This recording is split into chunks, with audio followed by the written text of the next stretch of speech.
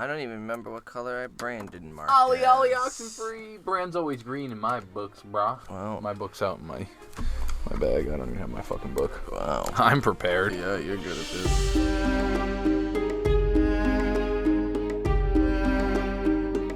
Hey to the motherfucking yo! What is up?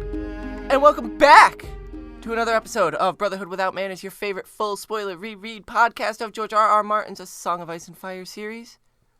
Reading A Storm of Swords. I had to look at the book. You had to remember what book we're reading. Right. As always, I'm your host, Zach, and sitting here next to me, being barely tolerated by all of us, my brother, Nate. Hey, so also I realized that while for us, at the moment, and many of our listeners, we're back. We're back. There's plenty of them. That are just binging. They don't even know that there was a fucking break. But that's all right, because sometimes when I'm downloading podcasts that I enjoy, wink, wink, I look at the date that they're posted, and I like to see time differences and see, like, was there a normal week gap jump here? And, hey, welcome back. If you're not new around here, you know we just came back from a big break, which we're not sorry for, but we appreciate that you all missed us. We needed to step away for a minute.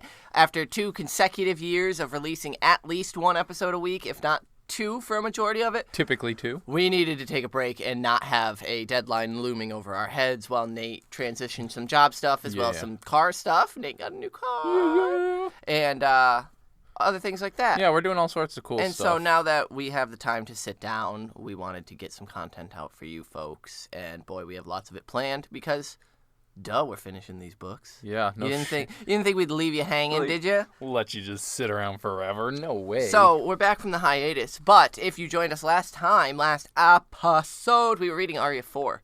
Truth be told, I didn't look at my notes and see what the fuck Arya was doing. I believe that one, again, it's been just as long for me. She was being chased down by Harwin? No, God, no. Is that old? You're old. She was with the Brotherhood Without Banners. They were looking for Beric Dondarrion. So it was the chapter after. I'm not way off. That was 1 chapter They were earlier. diddy-bopping around the Riverlands, and we're they went trying up to find into the Beric trees. Dondarrion. Yep, met the Lady of the Trees and stopped at Acorn Hill, right, where Arya was sort of taken care of by the Lady of Acorn Hill. Till she remembered, or learned, that Arya's fucking Arya. Right. Don't you try and stick no dress on her. Not until, because the lady still appreciated it, because Arya dirtied the dress with so Gendry. she did dress. She tried to dress her back up in dresses again, realized it wouldn't work for riding, and gave her some of her son's clothing instead. We got a little bit of growth on Arya, because she did apologize for wrecking the beautiful dress, even though it wasn't her style. It was beautiful, and the woman said it was a beautiful dress, as are you, child. Be brave. And Gendry almost caught some shit for stirring up and messing the dress, and then they were like, no. Harwin was like, no, this is how she was at Winterfell. Don't give Gendry too much shit. Right. But we're not with little Arya. We're not with little Arya today. A lot of people have cried foul that we stopped before this chapter. Yeah, I know. And so this chapter, we're going to be reading Dany 2 of A Storm of Swords. When we left Dany and funny enough, when I did, because I did look at these notes to see where Dany was in her last chapter, they're almost unrelated. Dany in her first chapter, she's on a boat, and they're kind of... I'm on a boat. She's going back to Magister Illyrio, but she's also kind of trying to figure out where she wants to go next as Queen, as Daenerys Targaryen. That's when we get creepy fucking rapey Jorah and Nate and I, and thankfully most if not all of our listeners are pretty sound in the mind, because you all as well vocalize your distaste for Book Jorah. And that was pretty much where it was left, was Dany got fondled by this man, and then he basically was claiming 3 heads has the dragon is the prophecy, your queen, and I could be one of those for you. No, go fuck off, Jorah. Yeah. Which is what we had to The Lion, the Witch, and the audacity of this bitch. True that. And so we pick up Dany 2.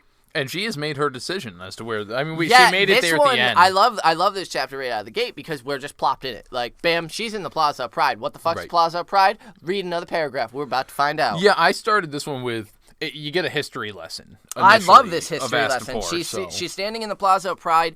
Sun is baking down on her. It's fucking hot, and she's looking at the bronze harpy atop the fountain. This is the first image we get of Astapor, this bronze harpy, and she explains that this isn't the harpy of geese, of old geese. This is the bastard, the mongrel version of Astapor's version. The harpy of geese had a thunderbolt in her claws and was something to be feared and an image to be awed by and look up to. This harpy holds slave chains and is a mongrel. I didn't note it very well, as you heard, but did it say bastard of geese? Like, no. They're described as mongrels, okay. and I actually immediately thought that was an interesting reflection of Dany. Because look at the Targaryens of Old Valyria compared to the Targaryens of Westeros. Mm-hmm. And that mongrel representation of these dragon lords with these shrunken dragons. And this image of a harpy, of a dragon, this, 3 heads on the banner, beautiful representation. To them, the last we knew, the smallest dragon was no bigger than a dog. That's it. To me, it was this reflection as well as these. We went deep into the Ozymandias comparison for Dany of these monuments, these statues, and especially with Dany's connection to the Dothraki with dragging these fallen monuments of fallen kingdoms. These statues, these monuments we know have significance. And so calling it a mongrel I really liked because Dany herself is sort of the mongrel version of Targaryen. Or could be the resurgence of the old way of Valyria. Right. So at that, with her dazing off and staring off into space thinking about this Best and daydreaming, introduction ever. Kraznys Monaclaws shouts back for her attention. Do you have the quote? No. He's a cunt. Yeah, he's the biggest cunt. And it's fucking wonderful because Dany's feigning ignorance. She's acting like she doesn't understand his High Valyrian. So I but thought this whole scene, the whole Unsullied and everything was very enjoyable in the show. Yep. And it was quite accurate, I believe. I don't Yeah, it was pretty good to form. And so I just love getting her internalizations here that we don't get, obviously, in the show. And fuck, I love this plot. Feigning ignorance, Dany turns to his translator. A girl no older than 10, she had a flat, round face, dusky skin, and the golden eyes of Narth. The peaceful people, they were called. Yeah. So, again, let's point out the show-to-book difference. Our upstairs neighbor just turned down for what? Whoa. Yeah, if there's a loud thump there, we apologize. They probably didn't hear shit. Right. But anyway, Missandei is 10 I love in this. Missandei is a baller. Fucking wonderful. Yeah, dude. Holy I fucking love do Missandei. it, girl. And she's a badass. And, I love Natalie Emmanuel. And what she did in the show was outstanding. But as and a 10-year-old, everything is much more impressive. Right. So much more impressive. That puts her at, in my opinion, that Arya level of, she's on track, masterclass. She, for some reason, I think of her as, a Varys. Varys, yeah. She is Dany's master soft, of whispers. round, but peaceful people. But she could get into places and she speaks fucking 13 different languages. She's awesome. She's so fucking awesome. But we learn here that it had been Jorah who suggested speaking only Dothraki and the common tongue to appear more savage and maybe help with the negotiations, which actually, I hate him, but I do got to give him, it's a fucking genius. Right. Well, we know he's a creeper. He also, unfortunately, used to deal in slaves. He has intelligent thoughts. So he knows how to deal with slavers, right? And this is where basically Kraznys starts fucking telling Missandei to hurry up. Tell the Westerosi whore what she would know as it's fucking hot here. And it is. But the Unsullied stand, not bothered in the least not even by the heat. Yeah, so we're going to get a lot of the touting how unbelievable they are. Missandei is obviously just kind of translating all the good stuff, as we know. 1,000 were brought out for her inspection, wearing only loincloth and a conical bronze helm, which missed opportunity for the show of just an army of these fucking goons with these helms, because, oh my god. But, so she, because Missandei. I'm going to say it different every time because I do what I want. Fuck it. And we're back, bitch. You asked for it. She had for Kraznys had asked what Dany thinks of them. And I just really thought it was important to point out that Jorah's not here to tell her how to answer. And she offered praise without actually... she complimented them without offering praise. To keep the price No, low. they clearly are, they're magnificent to behold. Yep. They sure are. Not they're well trained. The fiercest they're things I've ever seen. Like she speaks the proper praise, and I thought that was Dany's fucking on it here. Clever. And Missendai translates that they are chosen young for size, speed, and strength. They train every day from dawn till dusk until they've mastered short sword, shield, and the 3 spears. And only 1 in 3 boys even survives the training. These ones have stood here for a day and a night with no food or water. And this is when Arstan Whitebeard speaks up, calling it madness. And Dany kind of ruminates here that he didn't want to come to Astapor at all. Right. Which is why she brought him to the Plaza of Pride and not Jorah. So, in my opinion, in your opinion, because this is what I think, what do you think? Is it for Bary just because he's working, as far as he sees at the moment, working for Illyrio? And Illyrio had commanded him to bring the girl back here. Yep. And so he's going against a direct order? Or do you think it's because of the slave army? I don't because think... she hasn't filled him in on I'm going to trade my dragon and then turn it on I don't him. think there's any loyalty specifically to Illyrio Mopatis. I think that was a means to the end. You think it's the slave and driving? I think it's that Dany's a Targaryen, and he served Rhaegar, he served Aerys, he was fond of at least Rhaegar and some of Aerys' rule. And so I think it's that, is like, don't taint yourself by buying slaves when... So, yeah. When not knowing the plan. Don't go there because you're going to be buying slaves, and Right. that's not good for you. So if she just filled him in, he'd probably be a little more willing. But... And, so Arstan calls it madness, but Kraznys calls it obedience. And Dany ignores them both and walks the line, noting there's Dothraki and Lazarene and Carthene and Summer Islanders, all ranging in age from 14 to 20, she would guess. And this is when it's revealed that all Unsullied are eunuchs. And Kraznys continues through Missandei of saying what they lack in brute strength, they make up for in discipline. Which is, I don't know if that's just something important to note, but they don't have the strength because they're cut before they hit puberty. Right. And so they don't have that that testosterone. And so, right. And so they're mentioning that specifically. You will find men stronger. You will never find any better trained. Absolutely obedient, absolutely loyal, and absolutely without fear.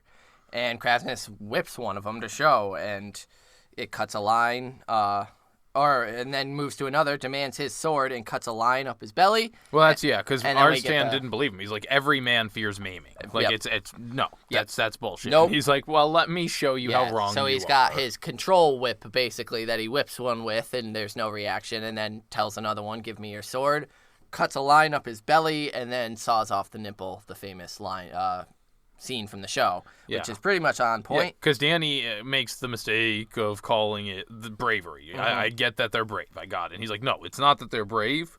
They don't feel pain.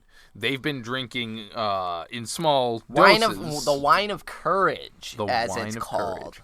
It's funny that it's the exact same thing that the warlocks drink, and yet it's used for a completely different reason. It's not for that mind-altering... mystical powers, whatever the warlocks think they're fucking doing. They drink it with each meal, and each year they feel less and less. The Unsullied are the purest creations on the earth. They want nothing. They aren't even permitted names. They pick a new one each day out of a fucking hat. And it's things that are gross to remind them that they're gross. They're nothing. Right. Those who can't remember are called in training, as are those who can't run all day in full pack, scale a mountain in the black of night, or slay an infant. So, interesting enough, can't run all day and night in full pack. That, I won't pretend to be versed well in military knowledge, but I know that is like boot camp level training of running in full pack, and that's no joke. All day and all night. Scaling a mountain in the black of night, something Jon Snow has done, and thought to himself about how much better Arya, or people like Arya, would be better at it. Mm-hmm. I sort of got these different call-outs. Or slay an infant. We've only gotten one person who's been blamed for that so far. Two. Mm-hmm. The Mountain and Cersei. Right. But we know it's not Cersei. It was Joffrey who ordered the infant slain. Right. And so... there's just some interesting, I don't know, like parallels with this, with the Unsullied to different activities that people are capable of, and it's interesting. So we've got like a Jon Snow, the sort of militarized, running all day, and then the Joffrey Baratheon Cersei, like it's that, like there's honor in it, and there's being able to run all day and full, like you're a badass, you can do that shit. You can scale a mountain in the dark, that takes Arya level skills and cunning, and then you get the Joffrey taint in there of slaying infant, and it's just almost. And Dany thinks here. Yeah, she's aghast by it because she learns that he tells her the story. They're each sent into the market with 1 silver to purchase the babe and slay it. Find a wailing newborn and kill it before its mother's eyes. And so Dany says, you only pay the mother a silver, and she is then informed, because you're a stupid bitch, according to Kraznys, whore, that the silver is for the slave master. It's not for the mother. It's for the child's owner, not the mother. Whoo! Yeah, in this way, we make sure there is no weakness left in them. But the dogs are harder. The dogs are harder. I'm done. Fucking done. Fuck this. Let's go. Burn Astapor to the ground, Dany.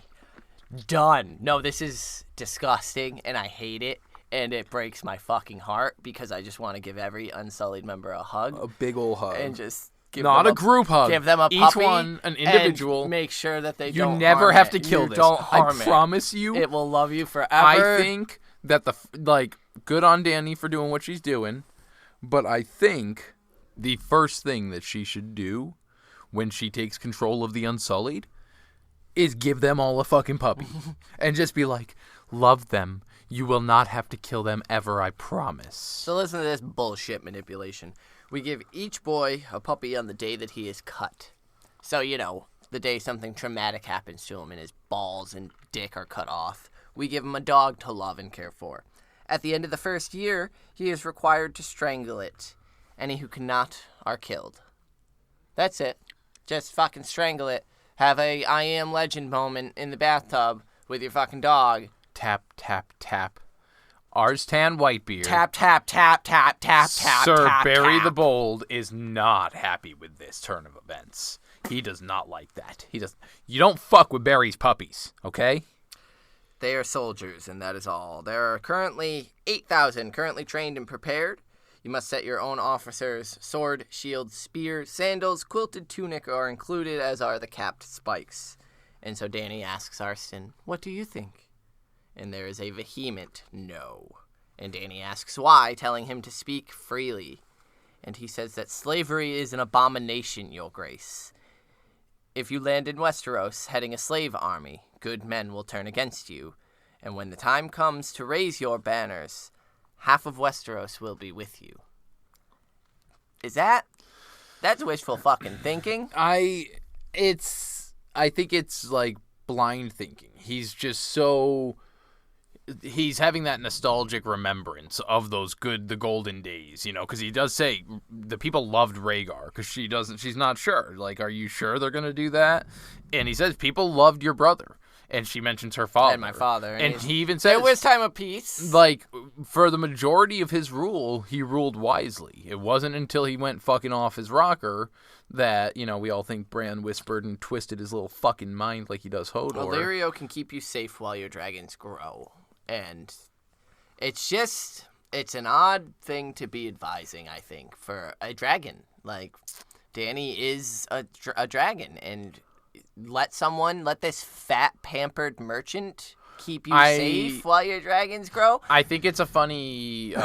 excuse me. I think it's a tactical blunder on... Because I think there's wisdom in what he's saying. Right, I get the slave army bit that he's... I like let the dragon grow, but I think she is growing. With this. Yeah. Because she's taking his advice, she's considering it, listening to what he has to say, and she... I think grasps I love better. how no one, like, Arstan's thought isn't, she's going to free these people. It's, Right. She's going to buy them to lead them as slaves. And lead the and ruling not party. buy them, free them, and that's give them where the choice. I think she's got that grown, like, because that's what I think it is a wise decision to let the dragons grow. But I think that For sure. correlates with her as well, as a dragon. Right. She also needs to grow, and this is showing the depth of her growth. Well, right, Arston hasn't been there for book 1 and 2, where she saw Drogo die. Dany has grown significantly, and this plot here shows it. She's and that's wise. what I think is so important, is that even Jorah doesn't know. None of them know the plot that she's doing. They understand that she speaks and get what he's saying. And she's consulting him. What are your thoughts on it? But and taking it into account. Yeah. She has a better understanding of what's going on because of the plot that she's constructing in her mind. And I think it's fucking wonderful. Yeah. Kraznys tells her to hurry it along, basically mocking her, saying even she doesn't make the choice. See, she has to go to a man. But he says, hurry along. There's other buyers that are interested. And then he also offers her a night of absolute fucking delights, of licking honey off of her tits or his tits or whoever's tits. But Dany declines, saying that she has a bear above Balerion and she must return or he'll be fiercely angry. There's not a honey in this world delicious enough to get me to lick it off of his tits. There's not really anything that could tempt me to want to lick anything off of Kraznys. Yeah. Nothing. Nope. No amount of money. Nope. So yeah, Dany thanks them, leaves, and takes Arston's arm as she's led away, and her blood riders fall in. And inside her litter, she stays by the curtain, wanting to see and take a look at the city. Yeah, so we do get a description of, like, the Giscari outfits, hairstyles, how outlandish they are, but pale. Is that what I recall? It's a queer city, she thinks, even to her.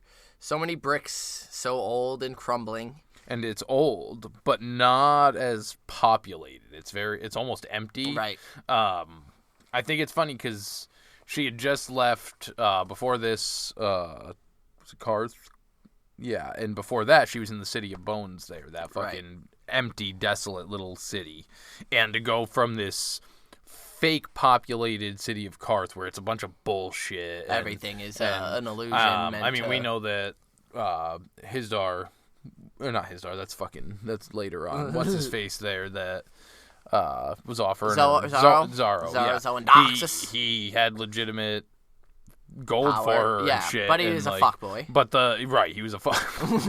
And so, like, she just keeps getting these false things, but now we have, like, they're up front, but the place is empty. Mm-hmm. It's still desolate here, and there's not much going on. Yeah, her blood riders are sort of cracking their whips in the air to get people to clear the air in front, and Dany leans out and tells them, not here. This place has seen enough cracking of whips. And slaves end up passing by. They have to take a minute, and Dany's taking in the city, and we get this fucking brilliant line from Barristan, who says, bricks and blood built Astapor, and bricks and blood her people.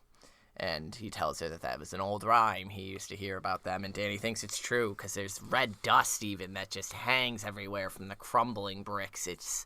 Everything seems to be coated in this red blood-like imagery of this is a city that's bled to be as old as it is. And even that, again, I think back to the mongrel comparison. It's a mongrel of the Empire of Old Geese. Yeah. This used to be much more regal and holy and majestic and revered, and this is an image of its former self. And again, I think just an image of what Dany could bring. You could just end up being a reflection. You could be your father. It's just that pale imitation of Aegon the Conqueror.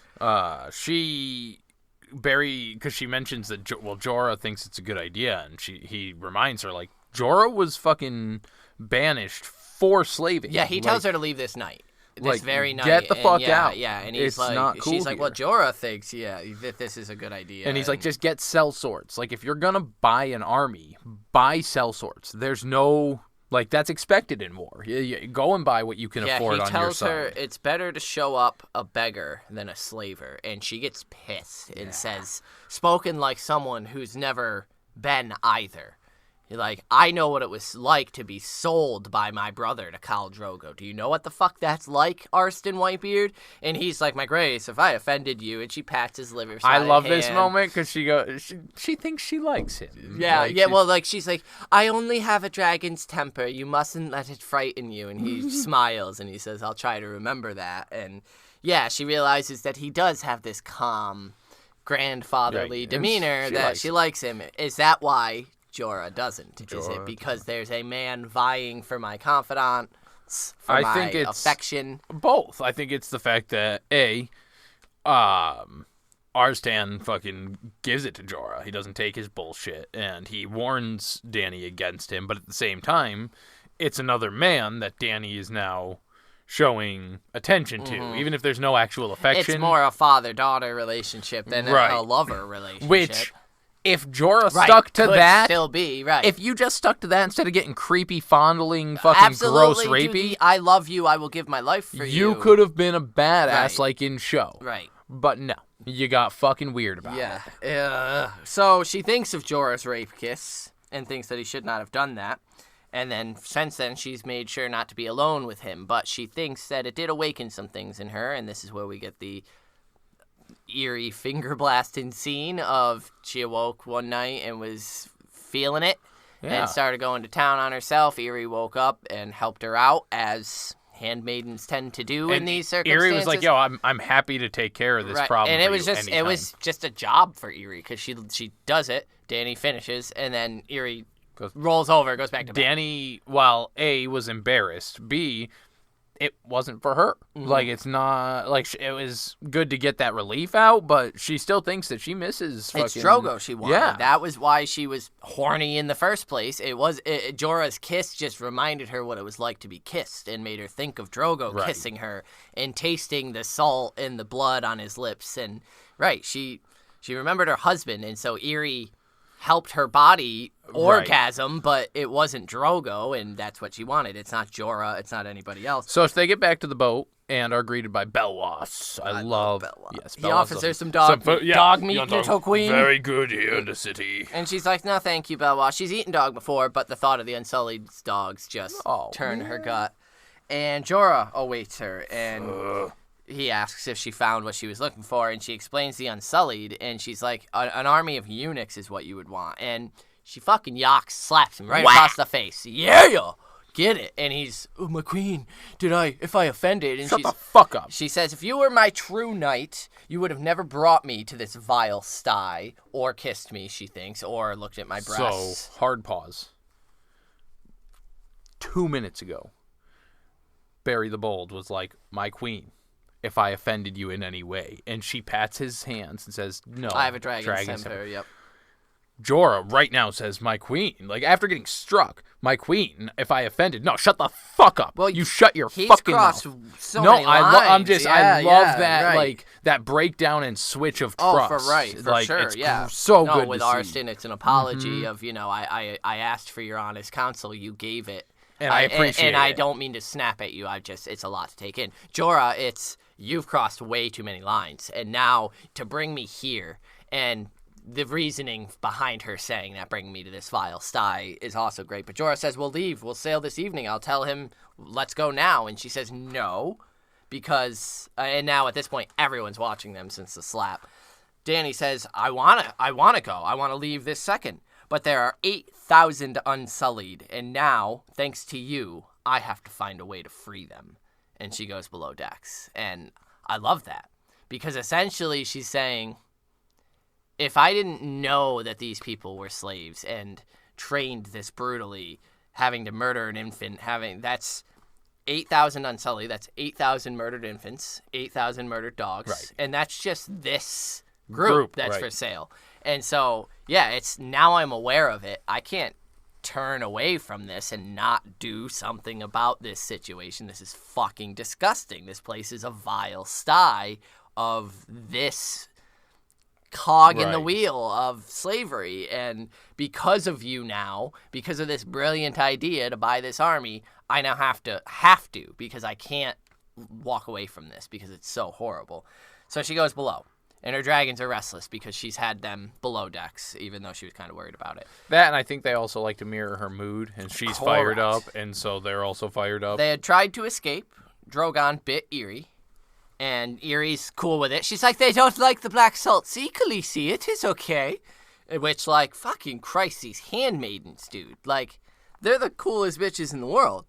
And Dany tells Eerie that what happened the other night, the helping hand or fingers that she gave to Dany, is an anomaly. Won't be happening again. And at this, like, Eerie's like, it is what we do. Like, it's no biggie. I could do it now. And Dany's like, please just leave me alone. Like, please just stop. I wanna be alone. You don't have consent. And so she spends some time, and then at dusk she goes back up to look at the city, and it's beautiful scenery, all the lights and everything. Astapor, you can truly feel the history. And Jorah approaches her and asks if he can speak, and she says yes. And he says, Aegon the dragon was not handed his crown, my queen.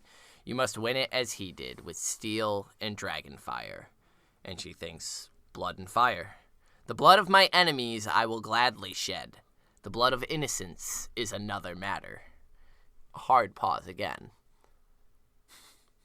The blood of my enemies I will gladly shed. The blood of the innocents is another matter. It's not unspeakable. It's not unfathomable. It's just another matter. So she won't gladly kill innocents, but it's not. That's another thought. Left hanging. Yeah. And he says that the Unsullied will listen to you. Only kill those you want dead. And she's kind of pondering for a minute, and she thinks, why haven't the Dothraki attacked Astapor? Seems perfect pickings. And Jorah breaks it down. 1, against the Unsullied, it'd be a hell of a fight. Any army trying to take this city.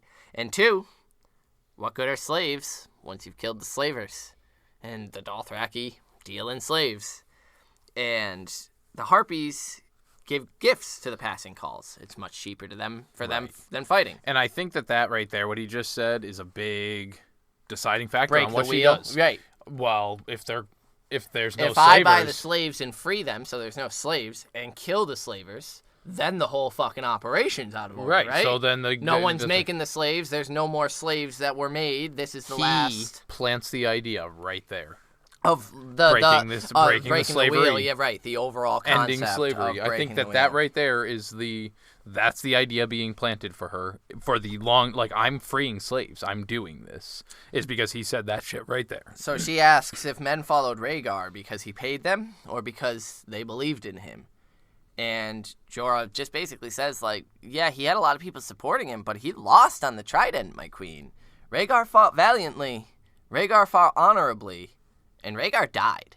And this is one of those quotes that I think is given a lot more significance, but isn't really, like, touched upon. That Jorah's basically saying here, we need to go into this war with fucking pocket sand ready. We need to fight go dirty. Dishonorably as fuck. Right, like, we need to win, not worry about playing the game. We need to fucking win to see you on the throne, not appeal to this High Lord's court and that High Lord's court. Buy your fucking armies, stomp all over their castles, and take that fucking throne. Now, again, just like I said with Bary earlier, there's wisdom to this. It's basically what you would wish every person in the series would do, of stop following. It's Aegon. That's what Aegon did. He came in, landed, and was like, no, stirred the pot. You're gonna follow me. Right. I'm your king. Kneel. No. Burn. Aegon broke the first Going wheel. to you. Right. Next. You're going to fucking kneel for me. No. Burn. And then it just fell into place. Right. People like Dany who have, and that's what Jorah's appeal, and I think Arson's, and all these people that are drawn to her, people like Dany appear once in 3 generations, 4 people that can truly change the world for good or ill. And so it's this Aegon come again, but what direction is she going to go? Right. And for Dany, I think that's still a question mark. But, yeah, I thought it was super interesting that here she's getting Arston, the honorable of the honorable. Don't buy slaves. The lords, go to the lords, appeal to them. They'll raise she's their got banners. her little angel and devil and on she's her got shoulders. Jorah who's saying, buy the slaves, then free them. Then they only kill who you want them to. Or he doesn't say free them. He basically says keep them as slaves, but then use them to, right. They're the sword that you decide where it goes. And Rhaegar did things the noble way, the honorable way, and he died for it. You're so, right. hell of a Dany 2. And a good one Only to come back. Dany 2. Right.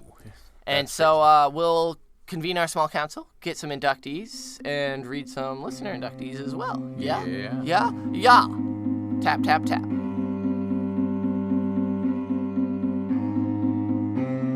It's time for the small council.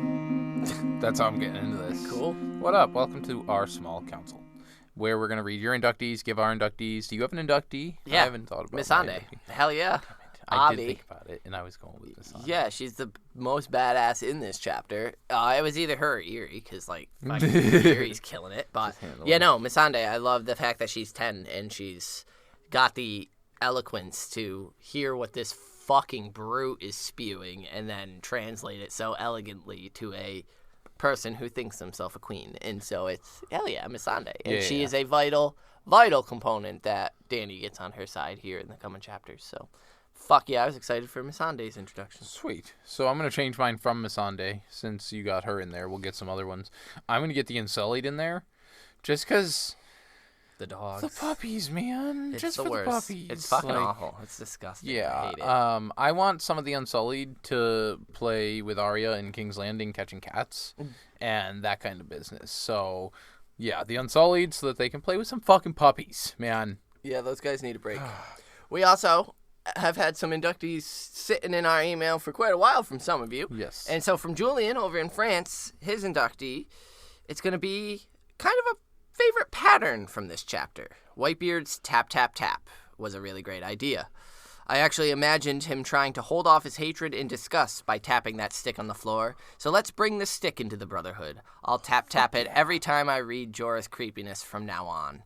Have a good night there, and all hail Rhaegar. Valar, tap, tap, tap, Eris. I love that one. Yeah, that's a good one. I love the tap, tap. Nate and I have been tap, tapping each other. Dude, since we read the chapter and noted it, it's been great. Thank you, Julian. So next up we've got some Corey from way up north.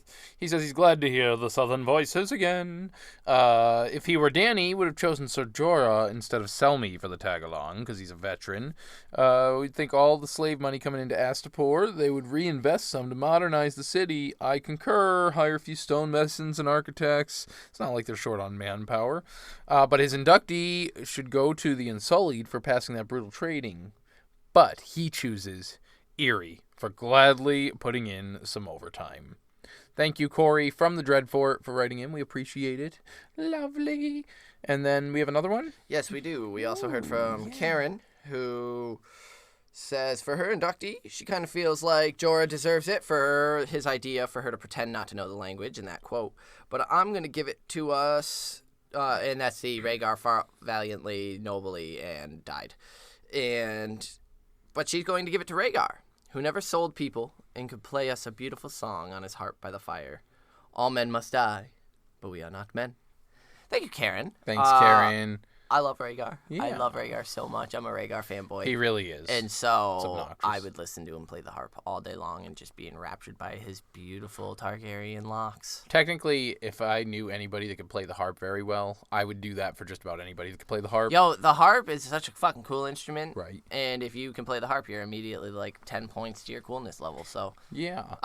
thank you all for writing in. Corey, Karen, Julian. So I also wanted to, because it's been a little hiatus, we've got some emails backing up we haven't had a chance to respond to. A few of these people that I'm going to shout out are still a ways off from catching up to where we are currently. Righto. But we want to get them in. So Crizzle over on Twitter wrote in. She was a little worried that she hadn't seen episodes coming out. We are back, and she'll find this eventually. Right. So thanks for writing in. We're in your ear holes again. Yes. Sarah is always kind Right. in writing in. Who else am I forgetting? Kristen, and she's going to be a ways back because I think she's still on book 1 at the moment. Enjoy. But she's been sending us just fucking books of emails. And we read it. Yeah, and you guys have been actually surprising the fuck out of us with how much the demand for us to come back was, and we read every single one, and it only fueled the fire more for us to get in here and record. We have not at all lost inspiration or motive to do so. We just need to find the time. With the time. And I've now almost finished up my certification. Got that blocked out. Got the We've got vehicles, the time. we've got So the expect world. some Patreon episodes to be coming out. Expect this to be picking back up again, and you can start expecting episodes from us on the reg. And our next episode is going to be Brandon 2. Bran The little 2. Bran Stark. Yeah, man. So he's making his way north. He's heading north. Making his way downtown, walking fast. There's faces past, but he's wall-bound. All right. I think that's it. Yeah, check out our socials. Right. Facebook.com/Brotherhood Podcast. I'm on Twitter at Manners Without. Zach's over there at Carstark92. The Song of Madness is going on Twitter with the Davos Fingers, so go check that out. That's always a lot of fun. You can get our Patreon, patreon.com/Without Manners. We've got a few new patrons on there. I need to pull up their names, too, since we're now on We did get Patreon. some new patrons. So that's going to be, Mary. Mary over there. Thank Stephanie. you So very that's- much for your Patreon And then we've also got, contribution. is that Henna? Henna. Henna. And Henna. And Henna, thank you Mary and so Henna, much. thank you guys. We appreciate you. We Yes. see you. And so you guys are awesome. Yep. Check out our website, brotherhoodwithout.com. Leave us rates, reviews, subscribes, all that stuff. We're on YouTube. Search Brotherhood Without Manners. We're all over there. And again, leave us those reviews. Those are always helpful. Rate thispodcast.com/brotherhood. And you can rate us there. Podbean, Stitcher. I don't know, all the places, all the good places. So we are thrilled to be back, and we'll catch you on the next one. Daenerys! Peace.